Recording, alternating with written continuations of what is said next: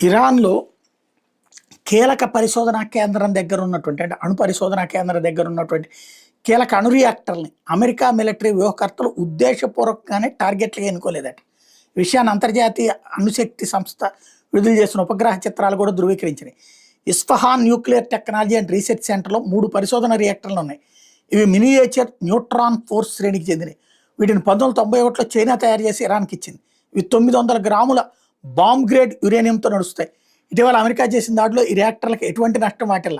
మరోవైపు ఐఏఈఏ నివేదికలో వీటి ప్రస్తావన కూడా తేలేదు. ఇవి దెబ్బతింటే తలెత్తే విపరీత పరిణామాలను నివారించేందుకే అమెరికా ఈ నిర్ణయం తీసుకుందని ఐఏఈఏ చెబుతోంది.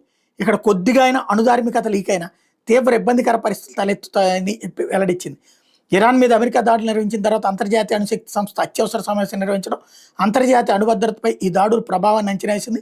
ఇరాన్ శుద్ధి చేసిన యురేనియం ఎక్కడ దాచిందో వెల్లడించాలని